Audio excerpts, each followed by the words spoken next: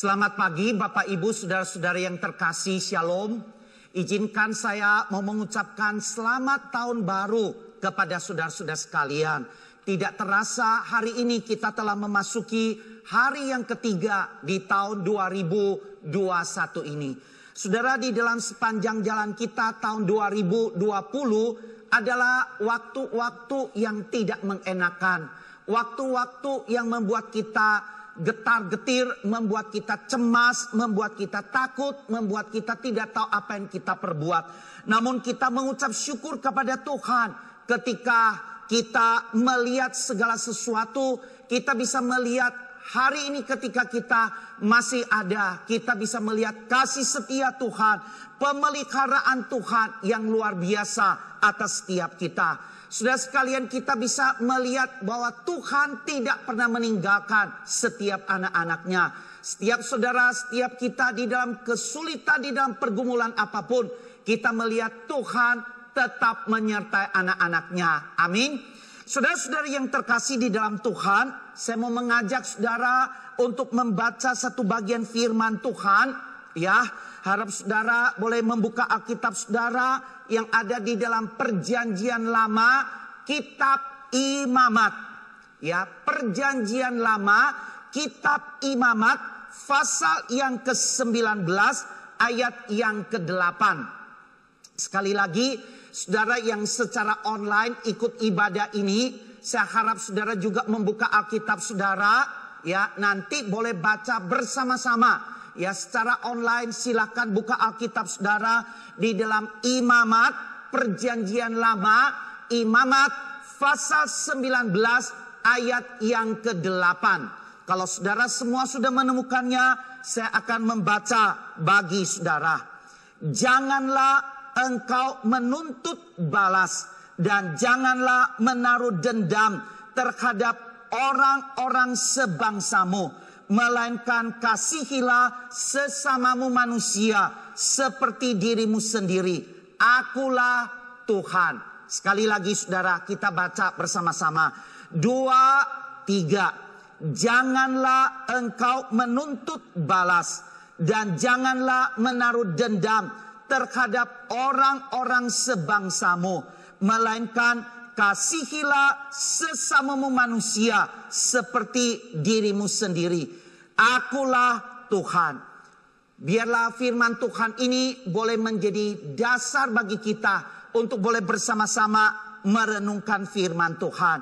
Saudara yang terkasih, marilah kita mulai tahun 2021 ini dengan sebuah pergerakan, atau dengan kata dengan tema besar kita di dalam tahun 2021 ini adalah pergerakan atau move on.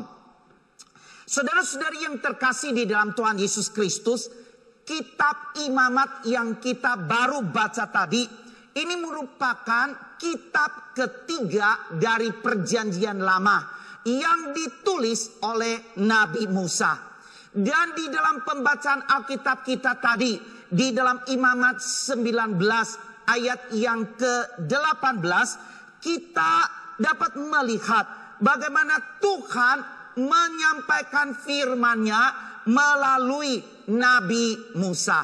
Di dalam ayat yang ke-18 yang kita baca tadi, di sana dikatakan demikian, janganlah engkau menuntut balas dan janganlah menaruh dendam terhadap orang-orang sebangsamu, melainkan kasihilah sesamamu manusia seperti dirimu sendiri. Akulah Tuhan. Saudara sekalian, di dalam ayat yang ke-18 ini saya berikan warna merah di dalam bagian yang kedua. Di sini dikatakan melainkan kasihilah sesamamu manusia seperti dirimu sendiri. Saudara perhatikan baik-baik ya. Akulah Tuhan. Dengan kata lain saudara, ayat ini, kalimat ini adalah diucapkan oleh Tuhan melalui hambanya, yaitu Musa. Di dalam terjemahan bahasa Inggris saudara ya, waktu berbicara kasihilah sesamamu manusia, di sana diterjemahkan but you shall love your neighbor as yourself. Saudara sekalian, berbicara di sini neighbor. Waktu berbicara neighbor itu berbicara tentang orang-orang yang ada di sekitar kita. Mungkin dia ada di tetangga kita, mungkin dia dekat dengan kita. Itu adalah neighbor, bukan orang yang jauh. Mereka yang di luar kota, di mana, tapi orang yang dekat dengan kita. Nah, saudara sekalian, di dalam nats ini jelas sekali berbicara tentang bagaimana kita mengasihi, bagaimana kita peduli, khususnya berbicara tentang kita peduli kepada tetangga atau kepada orang-orang yang ada di sekitar kita.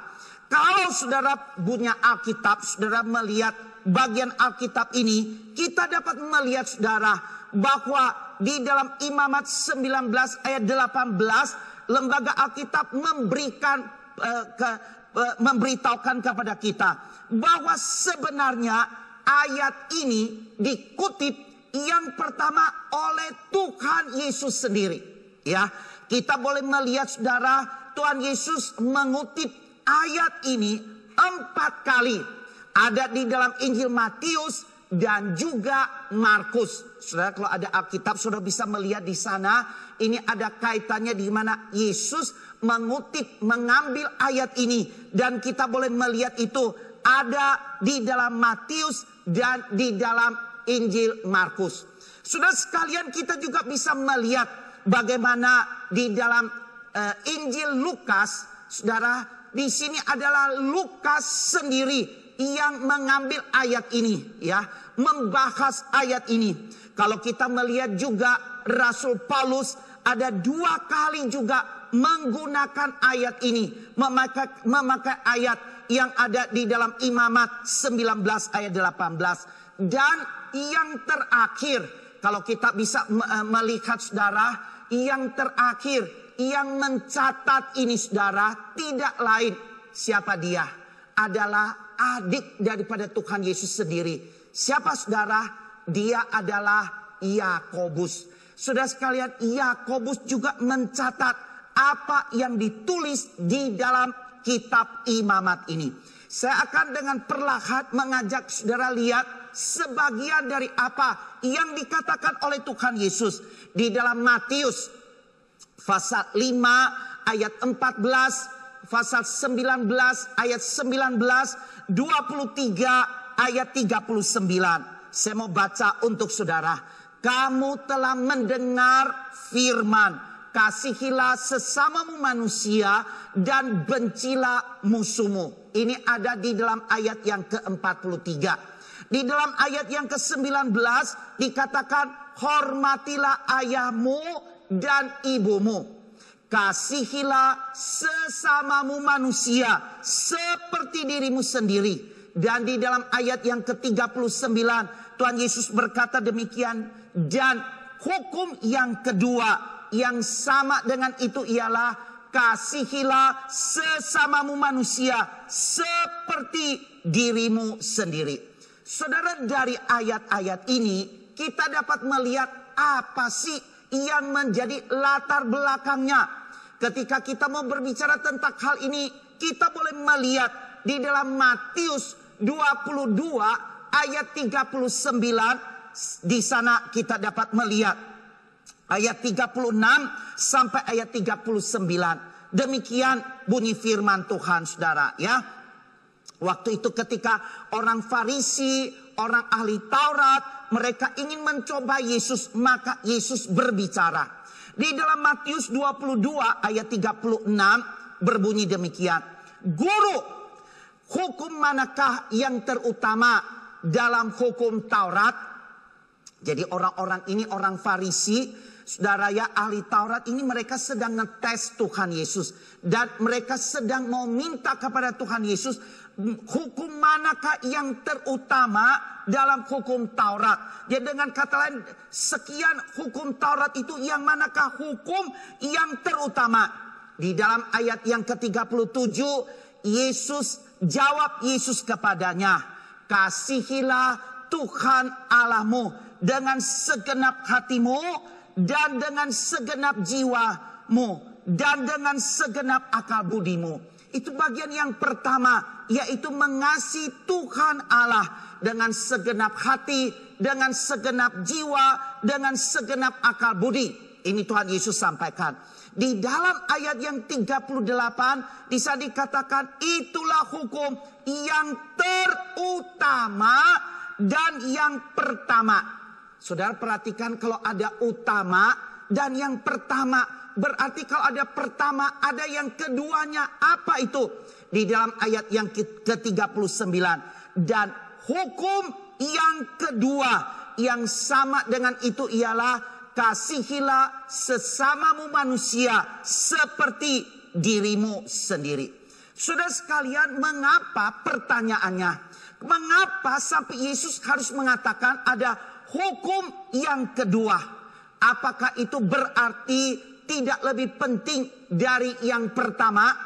Saudara, kalau kita melihat di sekolah, biasanya itu waktu penerimaan raport, saudara, akhir tahun ajaran atau pertengahan tahun ajaran, para siswa diberikan hasil nilai studi mereka. Ketika mereka ada yang mendapatkan ranking pertama, ada yang mendapatkan ranking kedua.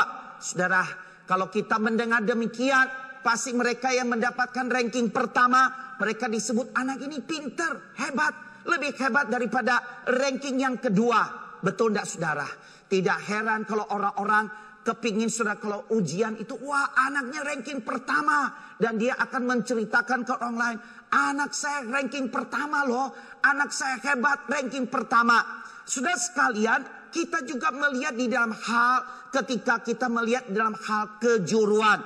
Misalnya, saudara, kita melihat di lomba apapun, kita dapat melihat orang-orang yang mendapatkan emas. Kita bisa tahu, waktu dia mendapatkan hadiah emas, dia itu berada di dalam urutan yang pertama. Kalau dia mendapatkan perak, wah, urutan kedua. Sehingga saudara, urutan pertama itu menjadi yang terbesar. Waktu orang mendapatkan hadiah emas, keren saudara, wah, ini teman saya, ini keluarga saya, coba dia mendapatkan waktu itu mendapatkan emas. Dia ada di urutan yang pertama, dia hebat, luar biasa. Saudara sekalian, boleh kita simpulkan bahwa khususnya waktu berbicara kepada urutan kedua, kita merasa itu mah urutan yang kedua, yang pertama yang paling baik. Nah, waktu kita memikirkan hal ini, bagaimanakah dengan ayat ini? Apakah mengasihi Tuhan lebih penting daripada sesama? Apakah poin yang pertama yang Yesus katakan dengan yang kedua itu ada perbedaan? Yang pertama, mengasihi Tuhan dengan segenap hatimu, segenap, itu yang keren, nomor satu. Tapi mengasihi manusia, itu mah nomor dua. Dia ranking kedua. Begitukah saudara? Kalau kita melihat di dalam Alkitab, ini ayat ini sangat menarik. Yesus justru berkata bahwa mengasihi Tuhan dan sesama adalah hal yang sama. Sekali lagi, mengasihi Tuhan dan mengasihi sesama ini adalah hal yang sama. Jadi tidak ada yang lebih penting antara mengasihi Tuhan atau mengasihi sesama. Keduanya berada di posisi yang sama dan sama-sama penting. Di dalam Injil Markus kita dapat melihat di dalam Markus 12 ayat 31. Ingat saudara, Yesus cuma berbicara di Matius dan juga di Markus. Di dalam Markus 12 ayat 31. Di sana Tuhan Yesus berkata, dan hukum yang kedua. Saudara perhatikan, hukum yang kedua ialah kasihilah sesamamu manusia seperti dirimu sendiri. Tidak ada hukum yang lebih utama daripada kedua hukum ini. Saya garis bawahi warna merah saudara ya. Tidak ada hukum lain yang lebih utama daripada kedua hukum ini. Dengan kata lain, Yesus itu menekankan kedua hukum ini tidak saja sama pentingnya, tidak ada hukum lain yang lebih utama daripada kedua hukum ini. Atau dengan kata lain saudara, kedua hukum ini sama rata. Ya, tidak ada satu lebih besar, satu lebih kecil, tidak ada. Dan yang kedua, kedua hukum ini adalah yang terbesar, tidak ada lawannya. Bahkan dia lebih utama daripada hukum Taurat. Luar biasa. Dia lebih utama daripada hukum Taurat. Atau dengan kata lain, jikalau engkau mencintai Tuhan dan sesama, artinya engkau sudah melaksanakan seluruh hukum Taurat, yaitu mencintai Tuhan dan sesama. Keren sekali saudara. Dari Imamat kita bisa melihat sampai ke Perjanjian Baru. Kita bisa melihat bagaimana bagian Alkitab ini secara khusus digali dan dibagikan. Yang terakhir kita dapat melihat siapa saudara. Kalau saudara lihat tadi, saudara ikut dengar, tahu saudara ya, siapakah yang menuliskan, membicarakan ini yang terakhir siapa? Dia adalah adik daripada Tuhan Yesus sendiri, yaitu Yakobus. Saudara, di dalam Yakobus 2 ayat yang ke-8, di sana berkata demikian. Akan tetapi, jikalau kamu menjalankan hukum utama yang tertulis dalam kitab suci, kasihilah sesamamu manusia seperti dirimu sendiri, kamu berbuat baik. Saudara perhatikan ya, kasihilah manusia seperti dirimu sendiri, kamu berbuat baik. Saudara sekalian, Yakobus, siapakah Yakobus ini? Kalau kita lihat di dalam Alkitab sangat menarik. Saya bisa coba mensandingkan Yakobus ini saudara dengan penulis kitab perjanjian di dalam kitab Amsal, yaitu Perjanjian Lama. Saudara, bagaimana kita melihat di sini Yakobus berbicara tentang hal-hal yang praktis. Bagaimana kita mempraktekkan iman kita, sangat mirip dengan kitab Amsal yang ditulis oleh Salomo. Untuk apa kita berbicara tentang iman kita? Tentang bagaimana kita mengasihi Tuhan dengan sesama. Namun tidak dipraktekkan. Untuk apa?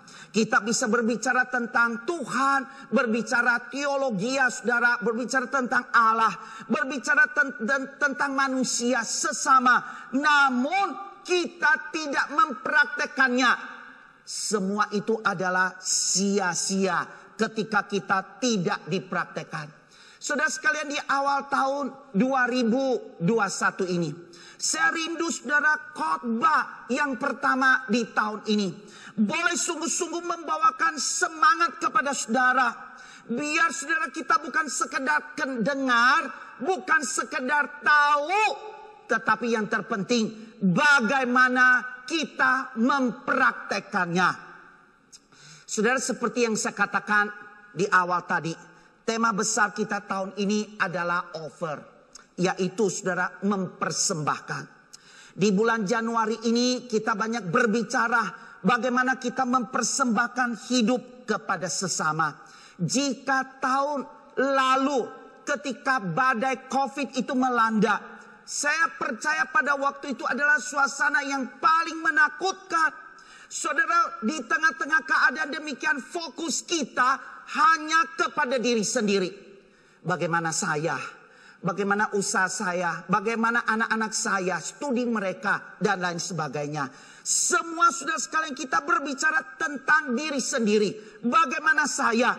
Tapi justru di tahun 2021, saudara sekalian belum tentu lebih baik dari tahun 2020. Tapi maukah kita saudara tahun 2021 ini menjadi sebuah spirit saudara, kita bangun sebuah spirit yang baru. Kita mau mempergunakan kesempatan di masa pandemi ini untuk mengasihi sesama kita. Sekali lagi, di tengah-tengah situasi yang buruk, mungkin lebih parah dari tahun 2021, 2020. Kita pakai kesempatan ini saudara, justru untuk menunjukkan kasih kita kepada sesama kita. Setidaknya ada dua hal yang dapat kita lakukan bersama-sama sebagai sebuah tindakan atas apa yang kita imani. Yang pertama yaitu menguatkan. Di dalam Yakobus 5 ayat 16 berbunyi demikian. Karena itu hendaklah kamu saling mengaku dosamu dan saling mendoakan supaya kamu sembuh. Doa orang benar bila dengan yakin didoakan sangat besar kuasanya. Saudara yang terkasih di dalam Tuhan, ada banyak sekali saudara-saudara kita yang mungkin berada di dalam kondisi keadaan yang sulit. Mereka tidak berpengharapan, mereka frustrasi. Justru di dalam keadaan yang paling buruk inilah adalah sebuah peluang, sebuah kesempatan bagi kita. Kita dapat saling menguatkan dan mendoakan. Saudara sekalian, kita tidak perlu memikirkan orang yang jauh, luar negeri, luar pulau, gak usah. Orang yang dekat, yang sekitar dengan kita.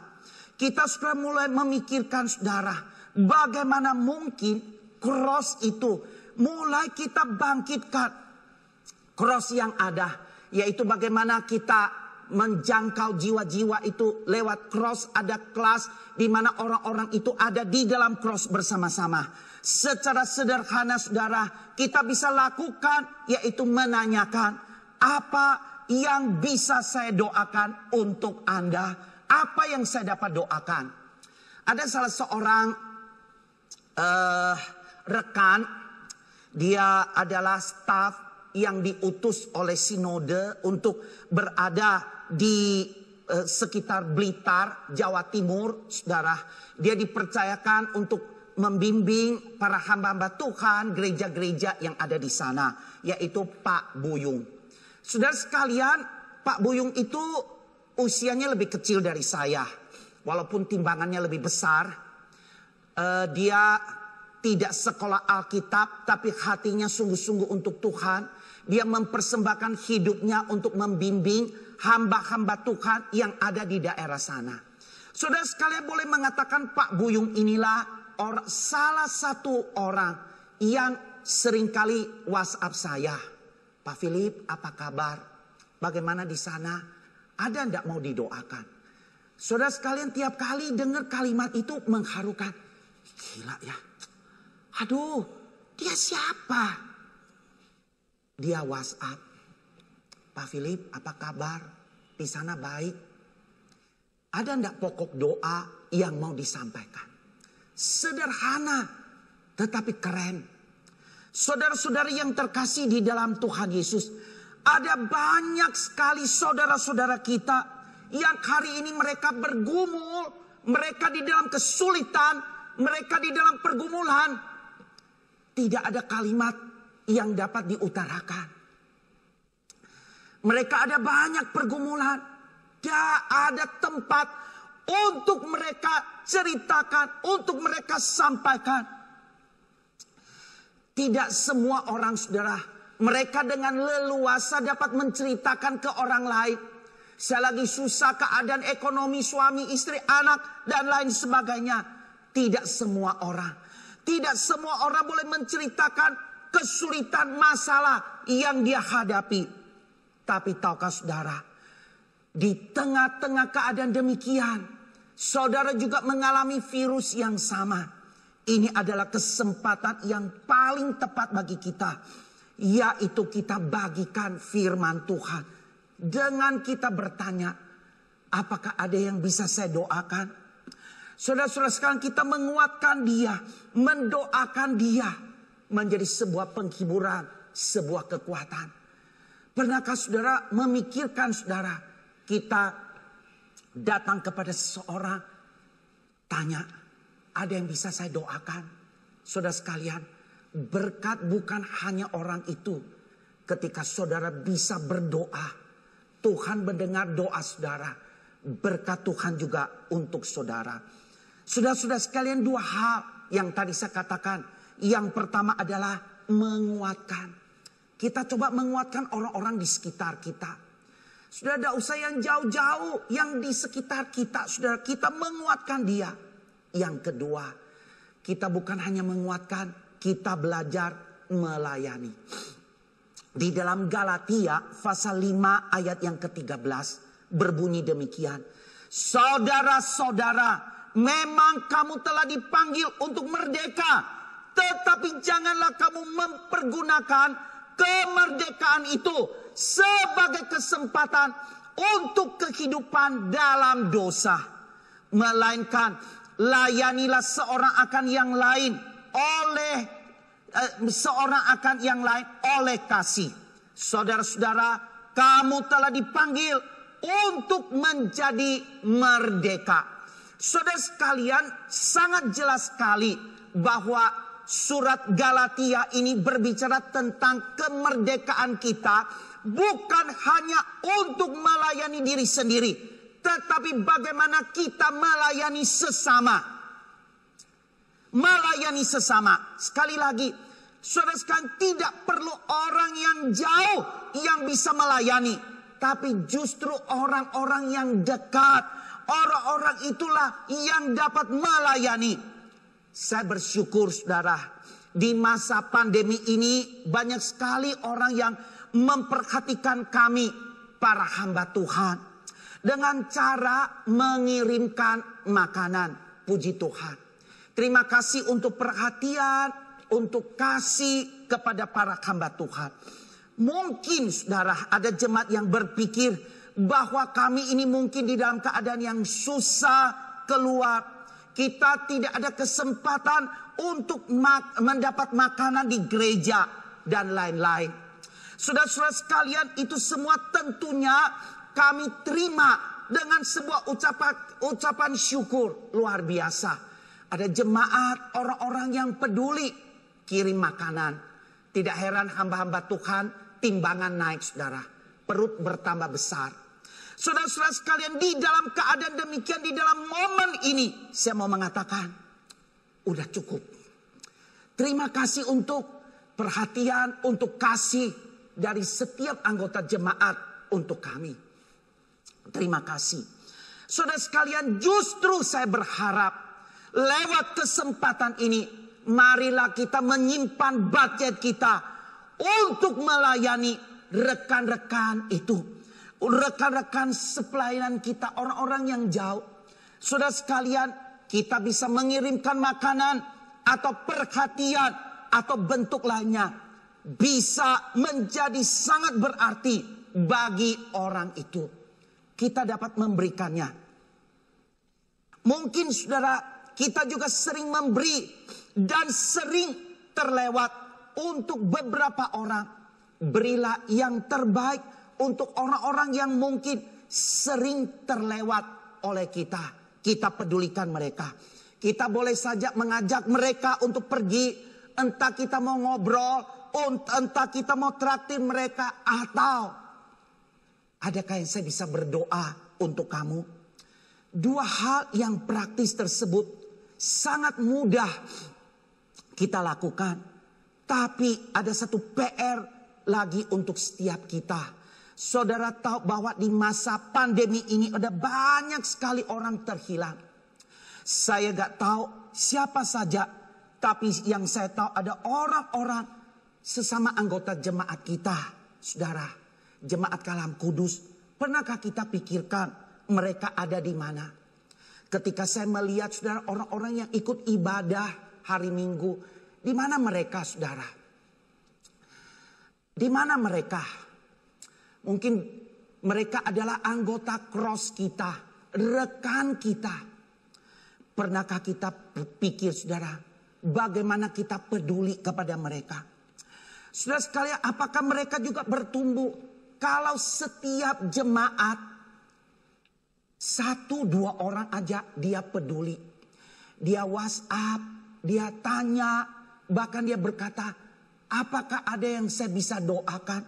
Ada apa yang kamu titip doakan? Saya percaya saudara, cross waktu itu terjadi sebuah kebangunan. Kenapa hari ini cross tinggal mau mati, saudara? Kenapa kita berkata di cross saya tidak ada lagi orang datang? Mengapa? Bukan hanya cross leader bertanggung jawab. Setiap cross member harus bertanggung jawab. Saudara, adakah kita memikirkan bagaimana kita menjangkau mereka? Hari ini teknologi begitu besar, begitu kuat. Masihkah kita berkata, saya tidak bisa, saya tidak bisa. Tahukah saudara, setiap hari Minggu saya itu kirim link daripada ibadah kita. Kemarin malam saya jam 10 malam saya kirim. Biasanya saya kalau tidak keburu hari Minggu jam 4, jam 3 subuh saya kirim satu-satu. Ada yang tidak memberikan jawaban apa-apa sejak virus corona sampai hari ini. Selamat Natal, selamat tahun baru. Enggak, saya tetap kirim. Apa kabar? Selamat Natal, selamat tahun baru. Sudah sekali saya kirim sekitar 200 sampai 300 orang saya kirim, saudara. Setiap hari Sabtu malam atau Minggu pagi saya kirim. Saudara-saudara sekalian, seharusnya ini menjadi tugas kita bersama. Saudara jangan berkata, ya ini tugas hamba Tuhan dong. Untuk apa ada hamba Tuhan? Tidak, saudara. Tugas setiap kita. Saudara yang hari ini mendengarkan firman Tuhan ini. Saudara juga bertanggung jawab. Punya bagian. Kirimkan, saudara ceritakan. Saudara sekalian membagikan kepada mereka. Saudara yang terkasih, di sebuah gereja di Amerika, pendetanya itu memberikan kesaksian yang sangat menggugah hati saya. Dia berkata demikian, saudara. Awal mulanya anggota yang ikut komsel atau kita sebut cross di gerejanya itu hanya ada sekitar 6.000 orang. Sudah sekalian, ketika virus corona bukan hanya di Indonesia, di Amerika juga ada virus corona yang hebat, besar, luar biasa. Mungkin kita sebagian berkata, tidak mungkinlah di Amerika, orang-orang Amerika mau peduli. Saudara, pendeta ini kemudian berkata, justru di tengah-tengah keadaan yang paling buruk, itu adalah kesempatan yang terbaik. Setiap anggota cross mereka aktif, saudara, mereka mencari jiwa. Orang-orang di sekitar mereka, justru orang-orang yang sedang stres, orang yang tidak tahu masa depan, mereka sedang kebingungan, orang-orang ini mencari. Sampai komsel mereka itu berkembang. Berapa orang, saudara? Menjadi 9.500 orang. Saudara-saudari terkasih, kenapa bisa sampai begitu? Karena orang-orang ini mereka secara aktif mengajak sesama atau neighbor mereka. Cari orang-orang ini. Tidak perlu takut, saudara, menguatkan mereka, mengajar mereka, melayani. Bahkan pendeta ini berkata, petobat baru ada 4.400 orang. Tahun 2021 sudah ada di depan kita. Rindukah saudara, gereja Kristen Kalam Kudus ini tidak hanya berhenti sampai di sini. Saudara sekalian, rindukah saudara supaya semua orang yang hari ini mendengarkan firman Tuhan ini, saudara juga bangkit bergerak. Ayo kita sama-sama, saudara. Kita ada ibadah online. Mari kita bersama-sama mulai peduli, saudara. Kita mengajak orang-orang ini. Mereka yang merasa tertolak. Mereka yang tidak ada orang yang peduli. Mari, saudara, kita datang mengajak mereka, berbicara dengan mereka. Justru kita datang menguatkan mereka, berbicara kepada mereka. Saudara, saya rindu. Apa yang kita dengar ini bukan sekedar teori. Kalam Kudus Bandung, mari kita bangkit, saudara. Mari kita bangkit. Saudara-saudara sekalian, inilah waktunya. inilah saatnya di mana kita mulai bangkit, saudara. Kita cari orang-orang demikian. Saya rindu setiap saudara yang hari ini mendengarkan firman Tuhan. Inilah waktunya kita mulai menguatkan orang-orang ini. Kita melayani.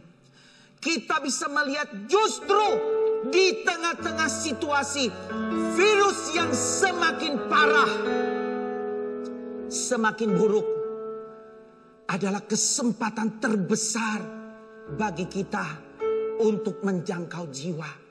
Saudara, jangan biarkan mereka. Jangan sampai saudara terlambat. Sampai tidak ada kesempatan. Saudara nangis sampai biji mata saudara keluar. Tidak ada artinya. Inilah momentumnya. Inilah kesempatan. Jangan sia-siakan. Saudara yang terkasih, pagi hari ini saya mau mempersembahkan sebuah pujian. Saya minta dua rekan saya untuk mendampingi saya, saudara. Saya kepingin pujian ini bukan soal suara yang indah, tetapi isi kata di dalam syair lagu ini. Biarlah ini boleh membangkitkan kita, memberikan semangat kepada kita. Saudara, belajar seperti hati Tuhan.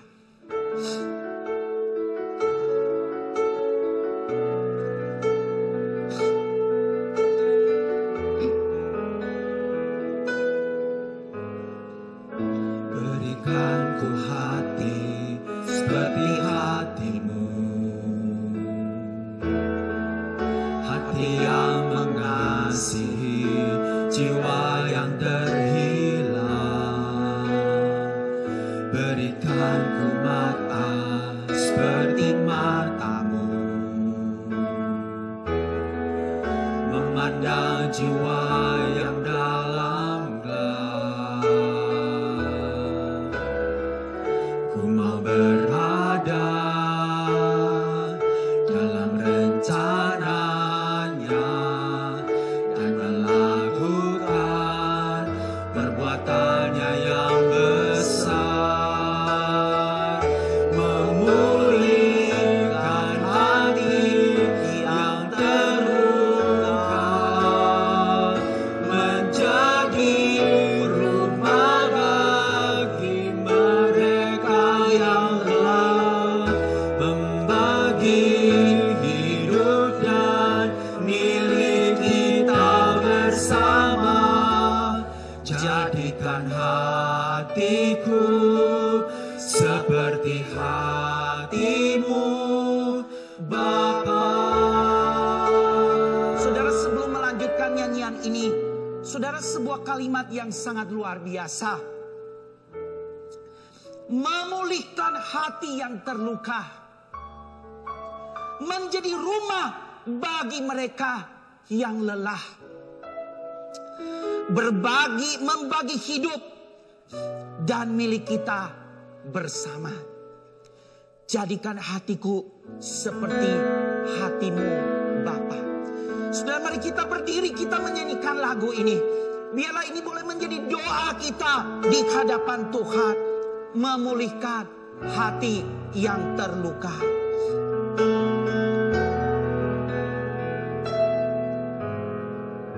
Berikan ku hati seperti hatimu, hati yang mengasihi jiwa yang terhilang. Berikan ku mata seperti matamu, memandang jiwa yang dalam gelap. Ku mau berada dalam rencananya dan melakukan perbuatannya yang besar, memulihkan hati yang terluka, menjadi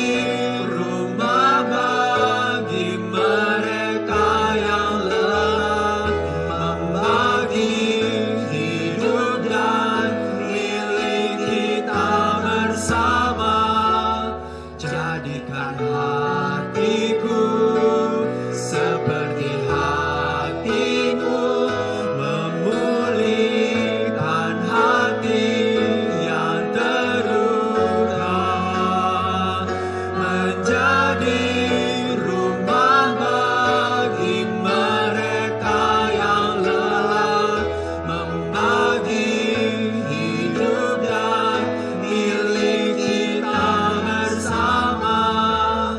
Jadikan hatiku seperti hatimu, Bapa.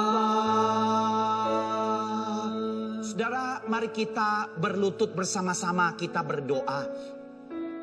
Saudara yang kekasih di dalam Tuhan Yesus, seperti lagu yang kita nyanyikan, maukah saudara berkata, Tuhan, berikanku mata seperti matamu, memandang jiwa yang di dalam kegelapan. Ku mau berada dalam rencanamu dan melakukan perbuatanmu yang besar. Memulihkan hati yang terluka, menjadi rumah bagi mereka yang lelah, membagi hidup dan milik kita bersama. Jadikan hatiku seperti hatimu, ya Bapa. Saudara, biarlah di awal tahun 2021 ini boleh menjadi doa kita. Tuhan, 2021 sekalipun situasi keadaan tidak lebih baik, tetapi Tuhan jauh lebih baik. Tuhan memakai kami di tengah-tengah situasi yang buruk menjadi kesempatan bagi kita justru untuk menjangkau orang-orang yang terhilang, orang-orang yang jauh, mereka yang dalam kesulitan. Kitalah yang dipanggil untuk membawa mereka. Mari kita ambil waktu sejenak, saudara, kita berdoa di hadapan Tuhan.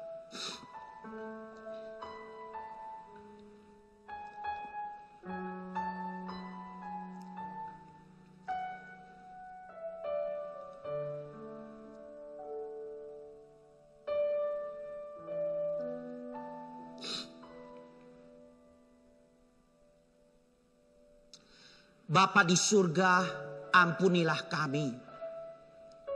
Seringkali kami memikirkan hanya untuk kepentingan diri kami. Tetapi ketika kami memasuki tahun 2021, justru mata kami boleh dicelikkan bahwa bukan hanya kepada diri kami, tetapi kepada orang-orang mereka yang justru di dalam kegelapan, mereka yang terhilang, mereka yang sedang mencari pertolongan. Tuhan, kiranya Engkau menolong kami, mampukan kami Tuhan. Berikan kami mata seperti matamu. Kami boleh memandang setiap jiwa-jiwa di dalam kegelapan. Bapa di surga, kami rindu lewat apa yang kami lakukan, kami boleh melihat orang-orang yang datang, mereka yang bertumbuh di dalam cross, mereka boleh bertambah. Ada jiwa-jiwa baru, orang-orang yang haus kepada Tuhan, mereka berjumpa dengan Tuhan. Tuhan, tolonglah kami supaya tahun 2021 tidak menjadi tahun yang sia-sia, tetapi menjadi tahun yang justru membawa berkat. Terima kasih Tuhan. Berikanlah semangat, berikanlah kekuatan kepada setiap kami untuk mau melakukan apa yang Tuhan berkenan, mempermuliakan nama-Mu. Terima kasih Bapa, inilah doa kami. Dalam nama Tuhan Yesus kami mengucap syukur dan berdoa. Amin. Mari kita berdiri.